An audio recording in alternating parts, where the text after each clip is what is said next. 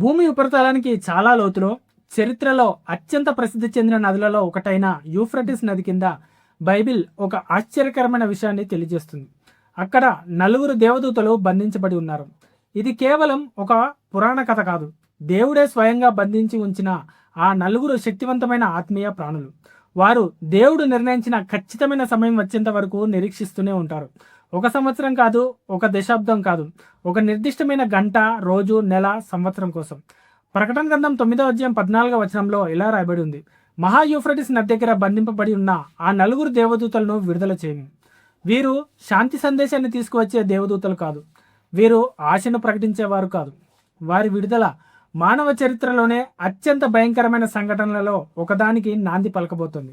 ఎందుకంటే వారి విడుదల తర్వాత మానవాళిలో 3వ వంతు మంది మరణిస్తారు. అయితే వీరెవరు? ఎందుకు బంధించబడ్డారు? వారు విడుదలైనప్పుడు నిజంగా ఏం జరుగుతుంది? ఈ వీడియోలో మనం బైబిల్లోని అత్యంత రహస్యమైన, భయంకరమైన అంత్యకాల ప్రవచనాల్లో ఒకదానిని పరిశీలించబోతున్నాం. ఈ ప్రవచనం ఆదికాండంతో ప్రారంభమవుతుంది, ప్రాచీన ప్రపంచాన్ని తాకుతుంది, హానోకు గ్రంథంతో కూడా సంబంధాన్ని కలిగి ఉంది. చివరకు ప్రకటన గ్రంథంలోని 7వ కాలానికి ముందున్న భూరధ్వనుల వరకు కూడా చేరుకుంటుంది. కాబట్టి లేఖనాల లోతుల్లోకి, ఆత్మీయ యుద్ధాల మధ్యలోకి దేవుని తీర్పు ఎలా నెరవేరబోతుందో తెలుసుకునే ఒక అద్భుతమైన ప్రయాణానికి సిద్ధంగా ఉండండి. యూఫ్రటిస్ నది వద్ద బంధించబడిన ఆ నలుగురు దేవదూతలు ఎవరు? బైబిల్ వెల్లడించే ఈ గూఢ రహస్యం ఏమిటి? ఈ వీడియోలో మనం తెలుసుకుందాం. మీరు కనుక మొట్టమొదటిసారి మా ఛానల్కి వస్తే దయచేసి మా ఛానల్ సబ్స్క్రైబ్ చేసుకోండి. ఇలాంటి వీడియోలు మిస్ కాకుండా ఉండడానికి బెల్ ఐకాన్ నొక్కి పెట్టండి. ఇంకా మనం లేట్ చేయకుండా వీడియోలోకి వెళ్ళిపోదాం. ప్రకటన గ్రంథం ఒక అద్భుతమైన దైవిక చిత్రపటం. అందులో చిహ్నాలు ఉన్నాయి, సంఖ్యలు ఉన్నాయి, పరలోక దర్శనాలు కూడా ఉన్నాయి. భూమిపై సంభవించే మహా విపత్తులు కూడా ఉన్నాయి. అందులోని ప్రతి పదం ప్రవచనాత్మకమైన బరువును కలిగి ఉంటుంది. ప్రతి దృశ్యం అత్యంత లోతైన అర్థాన్ని తెలియజేస్తుంది. కానీ ఆ మహా దర్శనాలన్నింటిలో ఒక భాగం మాత్రం ప్రత్యేకంగా నిలుస్తుంది. అది భయానకమైనది, రహస్యమైనది, మనసును కలవరపెట్టేది. ప్రకటన గ్రంథం 9వ అధ్యాయం 13వ వచనంలో మహా యూఫ్రటిస్ నది వద్ద బంధింపబడి ఉన్న ఆ నలుగురు దేవదూతలను విడుదల చేయము. అప్పుడు అదే సంవత్సరం, అదే నెల, అదే రోజు, అదే గంట కోసం సిద్ధపరచబడిన ఆ నలుగురు దేవదూతలు విడుదల చేయబడ్డారు. వారు మానవులలో 3వ వంతు మందిని సంహరించుటకు బయలుదేరారు. ఈ వచనం వద్ద కాసేపు ఆగి ఆలోచించండి. ఇది కేవలం కవిత్వం కాదు. ఇది అనేక రకాలుగా అర్థం చేసుకునే రూపకాలంకార భాష మాత్రమే కాదు. ఇది దేవుని నుండి వచ్చిన ప్రత్యక్ష ప్రవచన ప్రకటన. 4 నిర్దిష్టమైన దేవదూతల ద్వారా జరగబోయే భవిష్యత్తు తీర్పు గురించి ఇది స్పష్టంగా తెలియజేస్తుంది. ఇక్కడ ఒక ఆశ్చర్యకరమైన విషయం కనిపిస్తుంది. వాళ్ళు బంధించబడ్డారు అంటే వారిని అడ్డుకున్నారు, వారిని సంఖ్యలతో నిర్బంధించారు, వారి స్వేచ్ఛను పూర్తిగా నిలిపివేశారు. అంతేకాదు, వారు ఒక నిర్దిష్టమైన భౌగోళిక ప్రదేశంలో బంధించబడ్డారు. ఇది మహా యూఫ్రటిస్ నది. మరొక ఆశ్చర్యకరమైన విషయం ఏమిటంటే వారి విడుదలకు దేవుడు ఒక ఖచ్చితమైన సమయాన్ని నిర్ణయించాడు. 1 గంట, 1 రోజు, 1 నెల, 1 సంవత్సరం. అంటే దీనివల్ల మనకు ఒక విషయం స్పష్టమవుతుంది. దేవుని కార్యాలలో యాదృచ్ఛికం అనే మాట లేదు. ప్రతి సంఘటన ఆయన ముందే నిర్ణయించిన సమయానికే జరుగుతుంది. ఆ నలుగురు దేవదూతలు ప్రస్తుతం స్వేచ్ఛగా సంచరించడం లేదు. వారు దేవుని అనుమతి వచ్చే వరకు నిర్బంధంలోనే ఉన్నారు. అయితే వారు విడుదలైన తర్వాత ఏం జరుగుతుంది? మానవాళ్ళలో 3వ వంతు మంది మరణిస్తారు. ఇది ఒక ప్రాంతీయ యుద్ధం కాదు. ఇది ప్రపంచవ్యాప్తంగా జరిగే మహా తీర్పు. నోవాహు కాలం తర్వాత ఇంత భయంకరమైన తీర్పు మరొకటి కనిపించలేదు. అయితే దీనిలో మరింత లోతైన విషయం కూడా ఉంది. బైబిల్లో దేవుని దూతలు అంటే ఆయన సేవకులు, ఆయన యోధులు, ఆయన ఆజ్ఞను వెంటనే నెరవేర్చేవారు. కానీ ఇక్కడ కనిపించే ఈ నలుగురు దేవదూతలు మాత్రం బంధించబడ్డారు. అంటే వారు ఒకప్పుడు తిరుగుబాటు చేశారు, లేదా తీవ్రమైన పాపంలో పడ్డారు, లేదా దేవుని సృష్టికి అత్యంత ప్రమాదకరమైన వారిగా మారిపోయారు. బైబిల్లో బంధించబడిన దేవదూతల గురించి చెప్పబడిన ప్రతిసారి అది పాపం, తిరుగుబాటు, దేవుని తీర్పుతోనే సంబంధం కలిగి ఉంటుంది. అందుకే ఇప్పుడు ఒక ప్రశ్న మనకు ఎదురవుతుంది. ఈ నలుగురు దేవదూతలు నిజంగా ఎవరు? వాళ్ళు ఎందుకు బంధించబడ్డారు? వారికి గతంలో ఏం జరిగింది? వీరు యూదా పత్రిక మరియు 2వ పేతురులో ప్రస్తావించిన పాపం చేసిన దేవదూతలేనా, లేక ఈ చరిత్ర ఇంకా పాతదా? మానవ చరిత్ర ఆరంభంలో జరిగిన ఒక సంఘటనతో దీనికి ఏమైనా సంబంధం ఉందా? ఈ ప్రశ్నలకు సమాధానాలు తెలుసుకోవాలంటే మనం ఆదికాండం 6వ అధ్యాయానికి వెళ్ళిపోవాలి. అక్కడ మనకు మనుషులు భూమి మీద విస్తరించడం ప్రారంభించినప్పుడు వారికి కుమార్తెలు పుట్టారు. దేవుని కుమారులు మనుషుల కుమార్తెలు అందంగా ఉన్నారని చూసి తమకు నచ్చిన వారిని భార్యలుగా చేసుకున్నారు. ఆ రోజుల్లో నెఫీలులు అనేవారు భూమి మీద ఉండేవారు. ఇంతకీ ఈ వచనంలో ఉన్న దేవుని కుమారులు అంటే ఎవరు? ప్రాచీన యూదుల సాంప్రదాయం ప్రకారం, అలాగే అనేక మంది ప్రారంభ క్రైస్తవుల అభిప్రాయం ప్రకారం వీరు దేవదూతలు లేదా వాచర్లు. వీరు తమకు దేవుడు నిర్ణయించిన స్థానాన్ని విడిచిపెట్టి దేవుడు అనుమతించని సరిహద్దును దాటారు. వారు మానవ స్త్రీలను భార్యలుగా తీసుకున్నారు. వారి ద్వారా జన్మించిన సంతానమే నెఫీలులు. వాళ్ళు చాలా బలవంతులు, హింసాత్మకులు, అవినీతితో నిండినవారు. ఇది కేవలం ఒక శారీరక పాపం మాత్రమే కాదు, ఇది దేవుని సృష్టి క్రమాన్ని చెడగొట్టే ఒక ఆత్మీయ తిరుగుబాటు. దాని ఫలితంగా భూమంతా హింస, దుష్టత్వం, అవినీతితో నిండిపోయింది. దాంతో దేవుడు మనుషుల దుష్టత్వం భూమి మీద విస్తరించి ఉన్నదని చూచెను. అప్పుడు యెహోవా, నేను సృష్టించిన మనుషులను భూమి మీద నుండి తుడిచివేస్తాను అని చెప్పాడు. ఈ తిరుగుబాటు తర్వాతే దేవుడు ప్రపంచవ్యాప్తంగా ప్రళయాన్ని పంపాడు. అయితే ఆ తిరుగుబాటు చేసిన దేవదూతలకు ఏమైంది? వారిని దేవుడు చంపేశాడా, లేక వారు ఇంకా స్వేచ్ఛగానే తిరుగుతున్నారా? క్రొత్త నిబంధన దీనికి సమాధానం ఇస్తుంది. యూదాపత్రిక 1వ అధ్యాయం 6వ వచనంలో తమ అధికార స్థితిని కాపాడుకోకుండా తమ నివాసాన్ని విడిచిన దేవదూతలను ఆయన మహా తీర్పు దినం వరకు నిత్య సంఖ్యలతో చీకట్లో బంధించి ఉంచాడు. 2 పేతురు 2వ అధ్యాయం 4వ వచనంలో దేవుడు పాపం చేసిన దేవదూతలను విడిచిపెట్టక వారిని అగాధంలో పడవేసి సంఖ్యలతో బంధించి తీర్పు దినం వరకు కాపలా ఉంచాడు అని ఉంటుంది. ఈ 2 వచనాలకు చాలా ముఖ్యమైన సత్యాన్ని తెలియజేస్తున్నాయి. పాపం చేసిన కొందరు దేవదూతలు ఇప్పటికీ భూమిపై సంచరించడం లేదు. వారు దేవుని చేత బంధించబడి చివరి తీర్పు దినం కోసం ఎదురు చూస్తూ ఉన్నారు. ఇప్పుడు ఒక ముఖ్యమైన ప్రశ్న వస్తుంది. ప్రకటన గ్రంథం 9వ అధ్యాయంలో యూఫ్రటీస్ నది వద్ద బంధించబడిన ఆ 4 దేవదూతలు కూడా వీరిలో భాగమేనా? ఆదికాండం 6వ అధ్యాయంలో తిరుగుబాటు చేసిన దేవదూతల మాదిరిగానే వీరు కూడా బంధించబడ్డారు. యూదాపత్రిక 2 పేతురులో చెప్పినట్లే వీరు కూడా ఒక నిర్ణీత సమయం కోసం ఎదురు చూస్తున్నారు. విడుదలైన వెంటనే వారు కరుణను ప్రకటించరు, వారు శాంతిని తీసుకురారు. వారు మానవాల్లో 3వ వంతు మందిని సంహరిస్తారు. ఇది దేవుని పరిశుద్ధ దేవదూతల సేన కాదు, ఇది దేవుని తీర్పును అమలు చేసే ఒక భయంకరమైన ఘట్టం. బైబిల్ ఈ 4 దేవదూతల పేర్లను చెప్పదు, కానీ బైబిల్ స్పష్టంగా ఒక విషయం మాత్రం చెప్తుంది. దేవునికి వ్యతిరేకంగా తిరుగుబాటు చేసిన కొందరు దేవదూతలు బంధించబడ్డారు. చివరి కాలంలో వాళ్ళు విడుదల చేయబడతారు. వారి విడుదల రక్షణ కోసం కాదు, తీర్పు కోసం. అయితే యూఫ్రటీస్ నదే ఎందుకు? ప్రకటన గ్రంథంలో యూఫ్రటీస్ నది ప్రస్తావన యాదృచ్ఛికం కాదు. ఇది బైబిల్ మొత్తం మీద అత్యంత ప్రాముఖ్యమైన నదులలో ఒకటి. ఇది ఆదికాండం నుండి ప్రకటన గ్రంథం వరకు మనకు కనిపిస్తూనే ఉంటుంది. ఆదికాండం 2వ అధ్యాయం 14వ వచనంలో 4వ నది యూఫ్రటీస్. ఈ నది మొదట ఏదైనా తోటలో జీవనదిగా ప్రవహించింది. దేవుడు మనిషి కోసం సిద్ధం చేసిన పరిపూర్ణ సృష్టిలో ఇది ఒక భాగం. కానీ కాలక్రమేణా ఈ నది ఒక కొత్త అర్థాన్ని సంతరించుకుంది. ఆశీర్వాదానికి చిహ్నమైన ఈ నది తర్వాత విభజనకు, యుద్ధానికి, దేవుని తీర్పుకు ఒక ప్రతీకగా మారిపోయింది. ఇది దేవుడు అబ్రహాంకు వాగ్దానం చేసిన దేశానికి తూర్పు సరిహద్దు.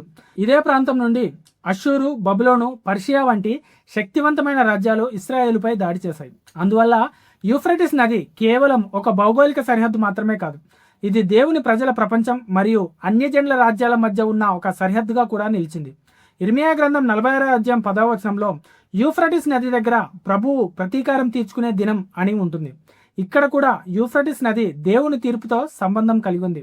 ప్రకటన గ్రంథం 16వ అధ్యాయం 12వ వచనంలో 6వ పాత్ర పోయబడినప్పుడు యూఫ్రటీస్ నది ఎండిపోయింది. తూర్పు నుండి వచ్చే రాజులకు మార్గం సిద్ధమైంది. అంటే ప్రారంభంలో జీవనది, తర్వాత సరిహద్దు, చివరికి తీర్పు మరియు యుద్ధానికి ద్వారంగా మారిపోయింది.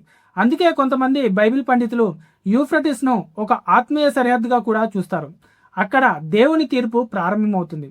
అందుకే ప్రకటన గ్రంథం యూఫ్రటీస్ నది వద్ద బంధించబడిన 4 దేవదూతల గురించి ప్రత్యేకంగా చెప్తుంది. ఇది కేవలం ఒక ప్రదేశం గురించే కాదు, ఇది దేవుడు నిర్ణయించిన సమయం వచ్చినప్పుడు తెరుచుకోబోయే తీర్పు ద్వారం గురించి కూడా చెప్తుంది. ఇప్పుడు ప్రకటన గ్రంథం 9వ అధ్యాయం 15వ వచనంలోని ఆ భయంకరమైన వాక్యాన్ని మరొకసారి గమనిద్దాం. అదే సంవత్సరం, అదే నెల, అదే రోజు, అదే గంటకు సిద్ధపరచబడిన ఆ 4 దేవదూతలు విడుదల చేయబడ్డారు. వారు మానవాళిలో 3వ వంతు మందిని సంహరించుటకు బయలుదేరారు. ఈ వాక్యంలో ఉన్న ఖచ్చితత్వాన్ని ఒకసారి గమనించండి. ఈ దేవదూతలు యాదృచ్ఛికంగా బంధించబడలేదు, దేవుడు వారిని మర్చిపోలేదు. వారు దేవుడు ముందుగానే నిర్ణయించిన ఖచ్చితమైన సమయం కోసం సిద్ధపరచబడ్డారు. అదే సంవత్సరం, అదే నెల, అదే రోజు, అదే గంట, అంతా దేవుని ప్రణాళికలో భాగమే. వారి విడుదల ఆలస్యం కాదు, ముందుగా కూడా కాదు, దేవుడు నిర్ణయించిన సమయానికే ఖచ్చితంగా జరుగుతుంది. వారి పని కూడా స్పష్టంగా ఉంది, మానవాళ్ళలో 3వ వంతు మందిని సంహరించే తీర్పుకు నాయకత్వం వహించడం. కానీ వారు నిజంగా ఎవరు? వారు దేవుని సింహాసనం ముందు సేవ చేసే పరిశుద్ధ దేవదూతలు కాదు. వారు పరలోకంలో దేవుని స్తుతిస్తున్నట్టు ఎక్కడ కూడా మనకు కనిపించదు. వాళ్ళు బంధించబడ్డారు, అంటే వారు ప్రమాదకరమైన వారు. దేవుడు వారిని నిర్బంధించి ఉంచాడు. బైబిల్ అధ్యయనంలో ఈ విషయంలో రెండు ప్రధాన అభిప్రాయాలు ఉన్నాయి. మొదటి అభిప్రాయం ప్రకారం వారు హానోకు గ్రంథంలోని వాచర్లు. హానోకు గ్రంథం బైబిల్ క్యానన్లో భాగం కాకపోయినా అది ప్రాచీన యూదుల ఆలోచన విధానాన్ని అర్థం చేసుకోవడానికి మనకు ఉపయోగపడుతుంది. ముఖ్యంగా యూదాపత్రిక 1వ అధ్యాయం 14-15 వచనాల్లో హానోకు ప్రవచనాన్ని ఊటంకించడం వల్ల కొంతమంది చారిత్రక నేపథ్యంగా కూడా దీన్ని పరిశీలిస్తారు. అయితే ఇది బైబిల్తో సమాన అధికారాన్ని కలిగి ఉందని చెప్పడం సరైంది కాదు. హానోకు గ్రంథం ప్రకారం దాదాపు 200 మంది వాచర్లు లేదా దేవదూతలు భూమిపైకి వచ్చారు. వారు మానవ స్త్రీలను భార్యలుగా చేసుకున్నారు. వారి ద్వారా నెఫీలులు అనేవారు పుట్టారు. అంతేకాకుండా వారు మానవులకు నిషేధించబడిన జ్ఞానాన్ని బోధించారు. అందులో మంత్ర విద్య, జ్యోతిష్యం, యుద్ధ ఆయుధాల తయారీ, ఇతర రహస్య విద్యలు కూడా ఉన్నాయి. దీని ఫలితంగా భూమి అవినీతితో నిండిపోయింది. అప్పుడు దేవుడు వారిపై తీర్పు తీర్చాడు. హానోకు గ్రంథం 10వ అధ్యాయం 12-13 వచనాల ప్రకారం వారిని భూమి కింద బంధించి చివరి తీర్పు దినం వరకు అక్కడే ఉంచారు. ఈ వివరణలో కనిపించే అంశాలు గమనించండి. వారు తిరుగుబాటు చేసిన దేవదూతలు, బంధించబడి ఉండడం, చీకటిలో నిర్బంధించడం, భవిష్యత్తులో విడుదల, ఇవి ప్రకటన గ్రంథం 9వ అధ్యాయంలో కనిపించే చిత్రణతో కొంతవరకు పోలిక కలిగి ఉన్నాయి. అందువల్ల కొంతమంది బైబిల్ వ్యాఖ్యాతలు యూఫ్రటిస్ వద్ద బంధించబడిన ఈ 4 దేవదూతలు ఆ వాచర్లకు నాయకులై ఉండవచ్చని భావిస్తారు. అయితే బైబిల్ దీనిని స్పష్టంగా చెప్పలేదు. ఇది ఒక వ్యాఖ్యాన దృక్కోణం మాత్రమే.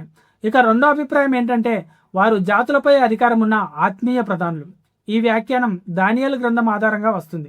దానియేలు గ్రంథం 10వ అధ్యాయం 13వ వచనంలో పర్షియా రాజ్యానికి అధిపతి అయిన ప్రధానుడు 21 దినములు నన్ను ఎదిరించాడు. అప్పుడు ప్రధానులలో ఒకడైన మిఖాయేలు నాకు సహాయంగా వచ్చాడు. ఈ వచనం ఒక అదృశ్య ఆత్మీయ యుద్ధాన్ని తెలియజేస్తుంది. దేశాల వెనుక ఆత్మీయ శక్తులు పనిచేస్తున్నాయని ఇది సూచిస్తుంది.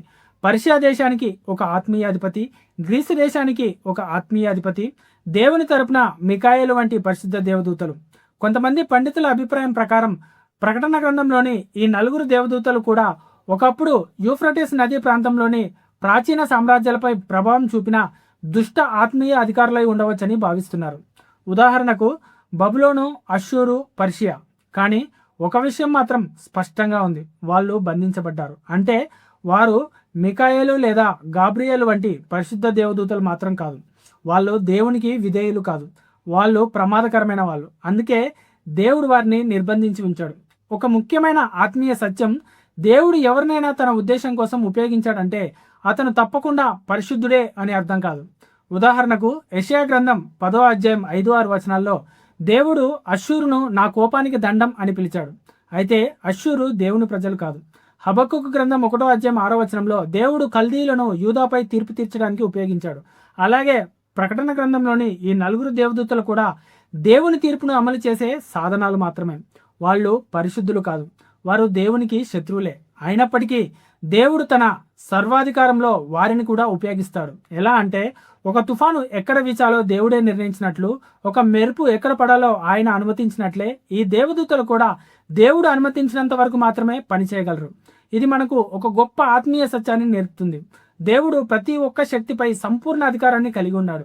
దేవునికి వ్యతిరేకంగా తిరుగుబాటు చేసిన శక్తులు కూడా ఆయన అనుమతి లేకుండా ఏమీ చేయలేవు. యూఫ్రటిస్ వద్ద బంధించబడిన ఈ 4 దేవదూతలు విడుదలయ్యే రోజు ప్రపంచం దేవుని తీర్పు ఎంత భయంకరమో ప్రత్యక్షంగా చూస్తుంది. ప్రకటన గ్రంథం 9వ అధ్యాయం 16వ వచనం ఇలా ఉంటుంది: అశ్విక దళాల సంఖ్య 2 కోట్లకు 10,000 రెట్లు. నేను వారి సంఖ్యను విన్నాను. నేను దర్శనంలో చూసిన గుర్రాలు మరియు వాటి మీద ఉన్నవారు అగ్నివర్ణం, నీలవర్ణం, గంధవర్ణపు రొమ్ము కవచాలను ధరించారు. గుర్రాల నోళ్ల నుండి అగ్ని, పొగ, గంధకం వెలువడింది. ఈ 3 తెగుళ్ల వల్ల మానవాల్లో 3వ వంతు మంది చనిపోయారు. 200 మిలియన్ల సైన్యం. ఈ సంఖ్య అక్షరార్థమా లేక అలంకారమా అనే విషయంలో వ్యాఖ్యాతల మధ్య భిన్నాభిప్రాయాలు ఉన్నాయి. ఏ వ్యాఖ్యానాన్ని స్వీకరించినప్పటికీ యోహాను చెప్పదలుచుకున్న విషయం మాత్రం చాలా స్పష్టంగా ఉంది. ఇది అపారమైన ప్రపంచాన్ని కుదిపేసే స్థాయి తీర్పు. యోహాను కాలంలో 200 మిలియన్ల జనాభా కూడా భూమిపై లేదు. కాబట్టి ఆ సంఖ్య ఆ దర్శనం యొక్క విస్తృతిని, భయానకతను తెలియజేస్తుంది. ఇది సాధారణ యుద్ధం కాదు, కేవలం 2 దేశాల మధ్య పోరాటం కాదు. ఇది దేవుని తీర్పు. దేవుడు అనుమతించిన సమయంలో విడుదలైన ఈ ఆత్మీయ శక్తులు ప్రపంచవ్యాప్తంగా విధ్వంసాన్ని తీసుకువస్తాయి. దాని ఫలితం మానవాల్లో 3వ వంతు మంది మరణిస్తారు. ఒక్కసారి ఊహించుకోండి, పొగతో ఆకాశం నిండిపోతుంది. ప్రపంచం భయంతో వణికిపోతుంది. ఇది మనకు పాత నిబంధనలోని తీర్పులను గుర్తు చేస్తుంది. నోవాహు కాలంలోని ప్రళయం, ఐగుప్తుపై వచ్చిన 10 తెగుళ్ళు, సొదొమ గొమొర్రాలపై అగ్నిగంధకం కురిసిన తీర్పు. కానీ ప్రకటన గ్రంథంలోని ఈ తీర్పు వాటన్నిటికంటే విశాలమైనది. అగ్ని, పొగ, గంధకం ఈ 3 అంశాలను కొందరు అక్షరార్థంగా అర్థం చేసుకుంటారు. మరికొందరు ఇది దైవిక విధ్వంసానికి ప్రతీకలని భావిస్తారు. మరికొందరు ఇది దుష్టశక్తుల ప్రభావంతో జరిగే ప్రపంచ యుద్ధాన్ని సూచిస్తుందని వ్యాఖ్యానిస్తారు. బైబిల్ ఈ వివరాలను పూర్తిగా వివరించదు, కానీ ఒక విషయం మాత్రం స్పష్టంగా చెప్తుంది. అదేంటంటే ఈ తీర్పు నుండి తప్పించుకోవడానికి మానవ శక్తికి సాధ్యం కాదు. ఈ అధ్యయనంలో అత్యంత హృదయ విదారకమైన వచనం ప్రకటన గ్రంథం 9వ అధ్యాయం 20వ వచనంలో ఉంటుంది. ఈ తెగుళ్ల వల్ల చనిపోని మిగిలిన మనుషులు కూడా తాము చేసిన క్రియలకు పశ్చాత్తాపపడలేదు. ఈ వాక్యం మనలను ఆలోచింపజేస్తుంది. ఇంతటి భయంకరమైన తీర్పు జరిగిన తర్వాత కూడా చాలామంది దేవుని వైపు తిరగలేదు. వారు విగ్రహారాధనను కొనసాగిస్తారు. చేతబడులు, మంత్ర విద్యలను విడిచిపెట్టరు. హత్యలు చేస్తూనే ఉంటారు. లైంగిక పాపాల్లో కొనసాగుతారు. దొంగతనాలను మానరు. ఇది మానవ హృదయపు కఠినత్వాన్ని చూపిస్తుంది. ఇది ఫరోను కూడా గుర్తు చేస్తుంది. నిర్గమకాండం 9వ అధ్యాయం 12వ వచనంలో యెహోవా ఫరో హృదయాన్ని కఠినపరచగా అతడు మాట వినలేదు. ఐగుప్తుపై వరుస తెగుళ్ళు వచ్చినా ఫరో తన హృదయాన్ని మార్చుకోలేదు. అలాగే అంత్యకాలంలో కూడా చాలామంది తీర్పును చూస్తారు, కానీ పశ్చాత్తాపడరు. ఇది దేవుడు కరుణలేని వారిని చెప్పదు. దేవుడు ఎన్నోసార్లు మనుషులను పశ్చాత్తాపానికి పిలుస్తాడు, కానీ మనిషి నిరంతరం దేవుణ్ణి తిరస్కరిస్తే ఒక దశలో అతనికి తీర్పు వస్తుంది. ఈ దృశ్యం నుండి మనం నేర్చుకోవాల్సిన ముఖ్యమైన విషయం ఏమిటంటే దేవుని తీర్పు కూడా ఆయన పరిశుద్ధత, న్యాయం, సార్వభౌమాధికారంలో భాగమే. ప్రకటన గ్రంథంలోని ఈ ఘట్టం తర్వాత ఆత్మీయ యుద్ధం మరింత తీవ్రంగా మారిపోతుంది. ఈ దశలో చాలామంది ఇలా ప్రశ్నించవచ్చు, నిజంగానే యూఫ్రటీస్ నది కింద దేవదూతలు బంధించబడి ఉన్నారా, లేక ఇది కేవలం రూపకాలంకార భాష మాత్రమేనా? ఇది చాలా సహజమైన ప్రశ్న. ఎందుకంటే ప్రకటన గ్రంథంలో డ్రాగన్లు, మృగాలు, నక్షత్రాలు పడిపోవడం వంటి అనేక రూపకాలంకార దృశ్యాలు ఉన్నాయి. అయితే ఈ భాగాన్ని ఎలా అర్థం చేసుకోవాలి? బైబిల్ దీని గురించి సంపూర్ణంగా ఏం చెప్తుంది? మొదటిగా బైబిల్ ఆత్మీయ ప్రాణులు బంధింపబడడం గురించి స్పష్టంగా మాట్లాడుతుంది. ప్రకటన గ్రంథం 20వ అధ్యాయం 1-3 వచనాల్లో ఒక దేవదూత అగాధపు తాళపు చెవి మరియు గొప్ప సంఖ్యలు చేతిలో పట్టుకొని పరలోకం నుండి దిగివచ్చాడు. అతడు సాతానును 1000 సంవత్సరాల పాటు బంధించాడు. ఇక్కడ సాతానును అక్షరార్థంగా బంధించబడినట్లు వర్ణించబడింది. లూకా గ్రంథం 8వ అధ్యాయం 31వ వచనంలో దయ్యాలు యేసును తమను అగాధంలోకి పంపవద్దని వేడుకున్నాయి. ఇది కూడా అగాధం అనే స్థలం దుష్టాత్మలు భయపడే వాస్తవిక స్థలంగా చిత్రీకరించబడింది. అలాగే యూదాపత్రిక 1వ అధ్యాయం 6వ వచనం మరియు 2 పేతురు 2వ అధ్యాయం 4వ వచనంలో కూడా పాపం చేసిన దేవదూతలు చీకటి సంఖ్యలతో బంధించబడ్డారని చెప్పబడింది. ఈ వచనాలన్నీ కలిపి ఒక విషయాన్ని స్పష్టం చేస్తున్నాయి. కొంతమంది పత్రమైన దేవదూతలు ప్రస్తుతం భూమిపై స్వేచ్ఛగా సంచరించడం లేదు. వారు దేవుడు నిర్ణయించిన సమయం వచ్చేంత వరకు నిర్బంధంలో ఉన్నారు. మరి యూఫ్రటీస్ నదే ఎందుకు? కొంతమంది బైబిల్ వ్యాఖ్యాతల అభిప్రాయం ప్రకారం యూఫ్రటీస్ కేవలం ఒక నది మాత్రమే కాదు, అది ఒక ఆత్మీయ సరిహద్దును కూడా సూచించవచ్చు. బైబిల్లో అనేక ప్రదేశాలకు ఆత్మీయ ప్రాముఖ్యత ఉంది. ఉదాహరణకు సినాయి పర్వతం అంటే దేవుడు తన ప్రజలకు ధర్మశాస్త్రం ఇచ్చిన స్థలం. యోర్దాన్ నది వాగ్దాన దేశంలో ప్రవేశానికి, అలాగే యేసుక్రీస్తు బాప్తిస్వానికి సంబంధించిన స్థలం. అదేవిధంగా కొందరు వ్యాఖ్యాతలు యూఫ్రటీస్ను తీర్పు ప్రారంభమయ్యే సరిహద్దుగా కూడా చూస్తారు. అయితే బైబిల్ యూఫ్రటీస్ ఒక పోర్టల్ లేదా వేరే లోకానికి ద్వారం అని స్పష్టంగా చెప్పదు. అది కొంతమంది చేసే వ్యాఖ్యానం మాత్రమే. దీన్ని ఖచ్చితమైన బైబిల్ బోధగా మనం చెప్పలేం. ఇది మనకు ఏం నేర్పుతుంది? ఈ ప్రవచనం విశ్వాసులను భయపెట్టడానికి ఇవ్వలేదు. ఇది మనలను మేల్కొల్పేందుకు మాత్రమే ఇవ్వబడింది. లూకా గ్రంథం 21వ అధ్యాయం 28వ వచనంలో మనుషులు భయంతో మూర్ఛపోతారు, కానీ ఇవి జరగడం ప్రారంభమైనప్పుడు మీరు తలలు ఎత్తుకోండి, ఎందుకంటే మీ విమోచనం సమీపించింది. లోకం భయపడుతున్నప్పుడు విశ్వాసి దేవునిపై నమ్మకంతో నిలబడాలి. ఎందుకంటే ప్రతి తీర్పు వెనుక కూడా దేవుని పరిపూర్ణ న్యాయం ఉంటుంది. ప్రతి బూరధ్వని వెనుక కూడా దేవుని ప్రణాళిక ఉంది. మనం సిద్ధంగా ఉన్నామా? ఈ ప్రవచనం ప్రతి ఒక్కరిని ఒక ప్రశ్న అడుగుతుంది. ఒకవేళ యేసుక్రీస్తు ఈ రోజే తిరిగి వస్తే నీవు నేను సిద్ధంగా ఉన్నామా? నేను దేవుని చిత్తానుసారం జీవిస్తున్నావా, లేక లోక విషయాల్లోనే పూర్తిగా మునిగిపోయామా? రోమీలకు రాసిన పత్రికలో ఇప్పుడే నిద్రలేచే సమయం వచ్చింది, రక్షణ మనం మొదట విశ్వసించిన దానికంటే ఇప్పుడు మరింత సమీపంలో ఉంది అని వ్రాయబడి ఉంటుంది. యేసుక్రీస్తు కూడా మనల్ని ఇలా హెచ్చరిస్తున్నాడు. మత్తయి గ్రంథంలో మనుష్య కుమారుడు మీరు ఊహించని సమయంలోనే వస్తాడు, కాబట్టి మీరు సిద్ధంగా ఉండండి అని చెప్పాడు.